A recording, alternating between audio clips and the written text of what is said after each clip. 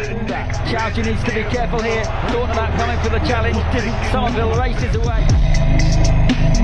سلام بر بچه های گل. اومدیم براتون ترکیب قدیمی رو در دریم لیگ 19 بیاریم.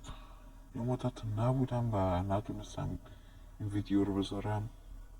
حالا برای این کار باید 3 برنامه رو داشته باشیم. اول وارد دربی میشیم و در قسمت جستجو رئال کامبک رو می نویسیم. اشتباه شد. دوباره رئال کامبک.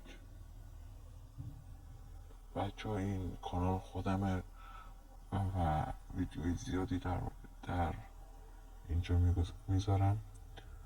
حالا میایم بالا و این فایل رو دانلود میکنیم. اول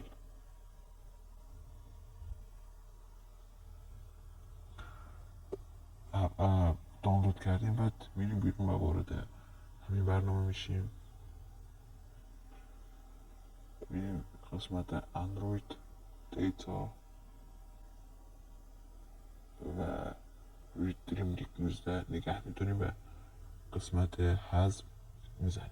خدا بازی حذف نمیشه، یعنی اون همه بازی کردی، یعنی بازی میاد از اول. خب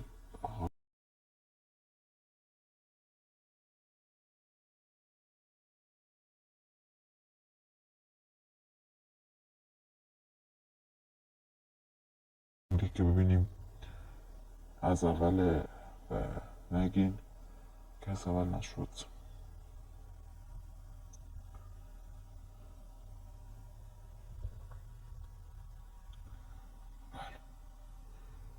میبینید که دریم لیگ از اول اومده.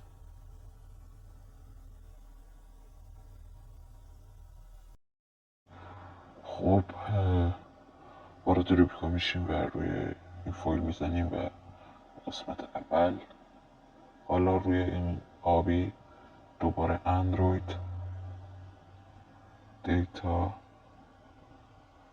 و همینجا استخراجش میکنیم.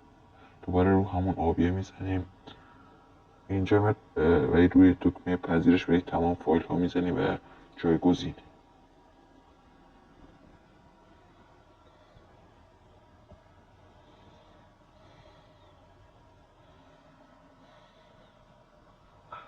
حالا وارد دریم لیگ میشیم و میبینیم که دریم لیگ ترکیب قدیمی در دریم لیگ اومد. اگرم بار اول نیمد بار دوم همونطور بزنید میاد. کارلوس، کافو، مارادونا و غیره. لطفا کانالمون رو سابسکرایب کنید. و یک بازی دیگه هم شباهتش به این دریم لیگ هست ولی بازیکنای بهتری داره. تا ویدیو بعد، خدا نگهدار.